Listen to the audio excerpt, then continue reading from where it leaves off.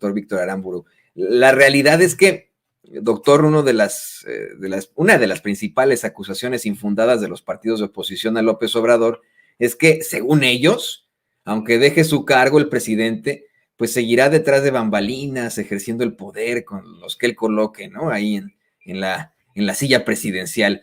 Y una y otra vez, el mismo mandatario ha asegurado que terminando su gestión se va a su quinta en Palenque, llamada La Chingada, y que no vuelve a participar en la vida pública, no vuelve a participar en la vida política. Desde la ultraderecha dicen, bueno, intentan acercar mucho al presidente López Obrador con Kim Il-sung, pero no le sale definitivamente, ¿no? Intentan hacer el comparativo histórico ahora con Plutarco Elías Calles. Yo considero esto, doctor, la realidad es que hemos visto una serie de situaciones cuestionables en Morena y considero que más que tener un hombre detrás del escenario como Plutarco Elías Calles, ese movimiento podría mutar como lo hizo el PRI si no lo mantenemos en manos de la gente, del pueblo. Si se queda solamente en un partido político y no se queda como un movimiento de transformación de todos. ¿Tú qué opinas, doctor? Yo coincido totalmente con eso, Toño. O sea, sí es una acusación totalmente infundada y pues nuevamente hay que ir al pasado pues, reciente, quien claramente sí tenía la intención a lo mejor de seguir teniendo influencia política de su sucesor fue Carlos Salinas y no le salió. O sea, eso es clarísimo, ¿no? Y de hecho, más bien, parece ser que los incentivos, justamente el tema de que no haya reelección del sistema político mexicano, pues es más bien hacia el rompimiento. Eso fue, lo vimos, bueno, pues sí era una tradición un poco priista. No hubo un rompimiento como tal entre Miguel de la Madrid y Carlos Salinas, pero sí entre Miguel de la Madrid y López Portillo. Y cómo lo veíamos esto reflejado, que casi siempre metían a alguien muy cercano a la cárcel, ¿no? En el caso de Miguel de la Madrid, pues fue a Jorge Díaz Serrano, el exdirector de Pemex en tiempos de López Portillo, quien le compitió un poco la presidencia. El rompimiento con entre Ernesto Zedillo y Carlos Salinas, pues fue haber metido a la cárcel a Raúl Salinas con esto que ya comentábamos, fabricándole pruebas y recurriendo pues a la magia negra, cosas de ese estilo. Los panistas ni para eso, o sea, Vicente Fox pues no metía a nadie en la cárcel de tiempos ni de Salinas ni de Zedillo. Felipe Calderón pues tampoco, aunque sí hubo cierto rompimiento entre Vicente Fox y Felipe Calderón. Y bueno, pues en el caso de Peña Nieto, pues tampoco es que haya metido a nadie, a ninguno de los calderonistas a la cárcel, pero sí le cobró a Elbester Gordillo la alianza que hizo con Felipe Calderón, y más que eso, porque pues también había alianza entre Felipe Calderón y Peña Nieto, pues fue haber traicionado al partido, ¿no? En su momento, y que le costó pues no haber recuperado la presidencia en 2006. Entonces, vamos, no es fácil, ¿no? O sea, una vez que uno deja el cargo, que dejan el cargo presidencial, no es fácil seguir manteniendo esa influencia. Entonces, pues es una más, evidentemente, de las mentiras. Digo, en el caso de Peña Nieto, sí tienen cierta influencia, digamos, a lo mejor Carlos Salinas sí la tuvo, pero no la tenías del todo. O sea, yo creo que a lo mejor ese quizá, a lo mejor hasta haya sido uno de los problemas con Peña Nieto. En el momento en el cual, o sea, se ve que el único que le hacía caso, porque ni siquiera es que le hiciera mucho caso a Zoilo Chong, era realmente a Videgaray. O sea, esa puntada de traer a Trump como candidato, pues hasta donde se sabe, no estaba de acuerdo Claudia Reyes Massieu, ¿no? Quien es pues la sobrina de Carlos Salinas. O sea, de la nada le hubiera costado echarle una llamada y hacerle pregunta, oye, Carlos, ¿cómo ves esta idea de traer a Trump pues a México? Y seguramente le hubiera contestado, estás pero idiota, ¿no? Pero en su momento, pues solo se ve que el tipo estaba tan solo que solamente le hacía caso a Luis Videgaray, ¿no? Entonces, pues es una de las fantasías más de la oposición, de decir que si se va a reelegir, que si no se va a reelegir, que si va a tener influencia, que si va a seguir controlando, etcétera. Vamos, de manera formal, no, los incentivos están más bien para otro lado, ¿no?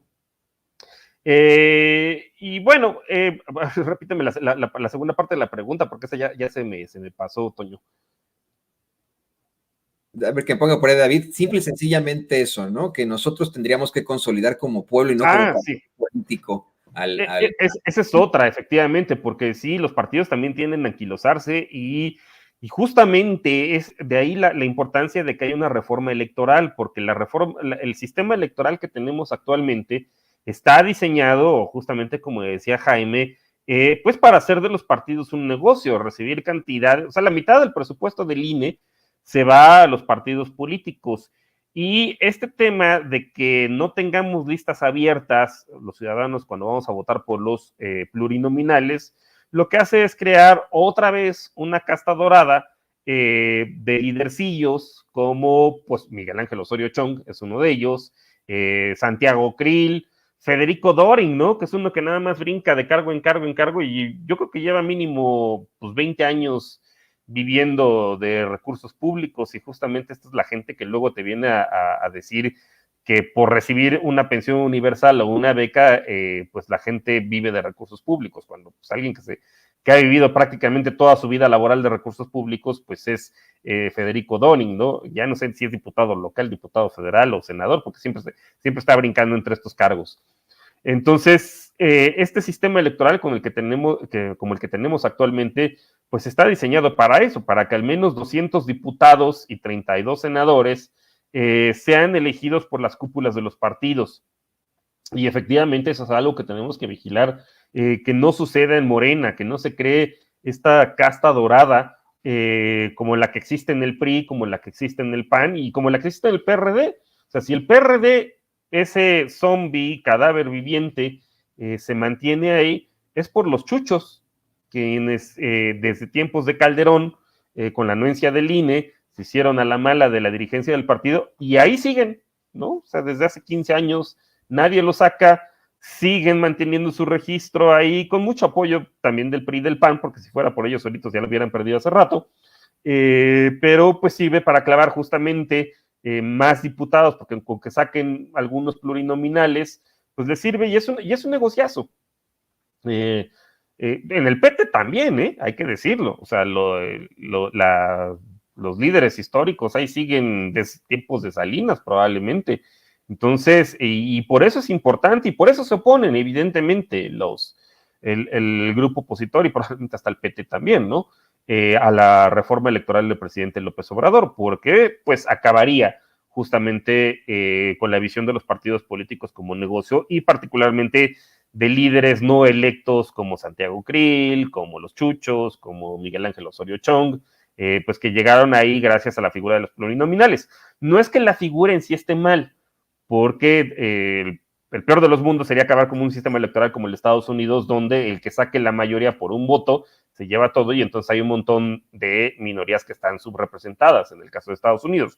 No, o sea, sí tiene una función los plurinominales, pero pues deberíamos transitar a un sistema quizá ya con listas abiertas o como la reforma que propone el presidente, que más bien son listas estatales. Digo, si a mí me preguntan, pues sí, está bien que sean listas estatales, pero también deberían ser abiertas, ¿no? Para que no haya subrepresentación de algunas minorías y pues es hasta, en una de esas le conviene un poco a la oposición.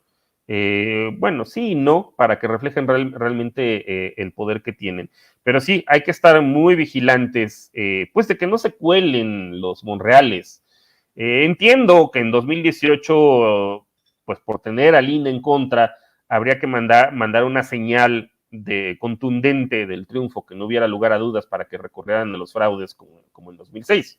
O sea, la diferencia tuvo que ser de más de 10 millones de votos para que no hubiera lugar a duda y no pudiera manipular de manera local. Pero ya estamos en otra circunstancia, ya no se tienen por qué admitir calderonistas como Germán Martínez, que ya sabemos en lo que acabó, personajes chantajistas como Monreal, algunos otros personajes, pues que Sergio Mayer, ¿no?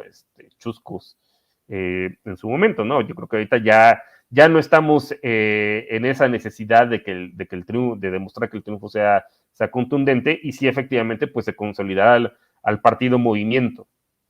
Y pues para que no pase como lo que pasó con el PRD, que ahí sigue ese cadáver vivo, con una burocracia pues, que se ha mantenido ahí desde hace 15 años, ¿no?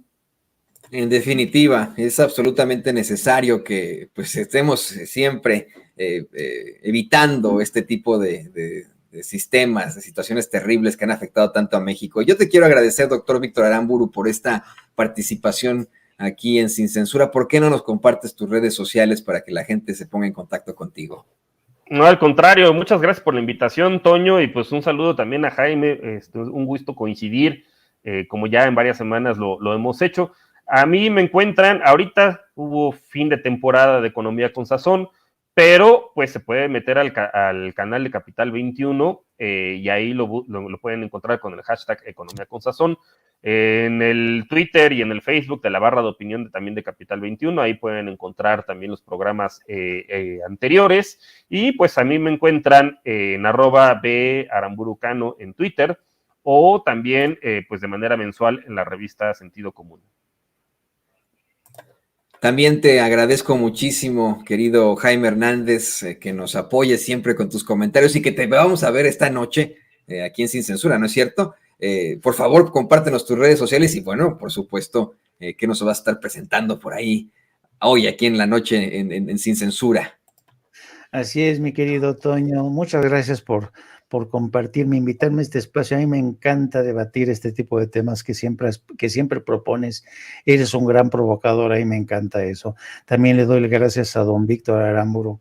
Realmente, Víctor maneja un montón de información. Yo siempre aprendo muchísimo en este tipo de mesas y por eso te agradezco.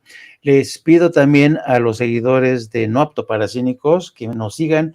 A las 2 de la tarde empezamos nuestra transmisión de No Apto para Cínicos y también en la noche estaremos en Sin Censura, porque ya saben que don Vicente Serrando, ese anda como el correcaminos, pero no como el coyote, anda como el correcaminos, en chinga por aquí, por allá.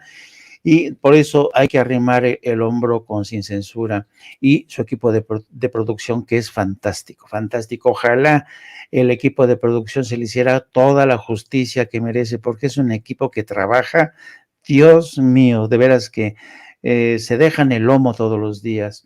Y también les digo que me pueden seguir a mí a través de las redes sociales, a través de mi cuenta @Jaime Journo, y también a través de la sección del periódico La Jornada Sin Fronteras, del gran periódico La Jornada. Un placer, querido Toño, un placer, querido Víctor. El placer es mío de haberme comunicado con ustedes, compañeros, aquí y que podamos hacer estas mesas de diálogo, de trabajo aquí en Sin Censura. Les mando un abrazo. El doctor en políticas públicas, no es de este lado, que está con la cámara, Víctor Aramburu, y por supuesto aquí, nuestro queridísimo Jaime Hernández, gran corresponsal de guerra, editor de La Jornada Sin Fronteras. Y bueno, le pido al querido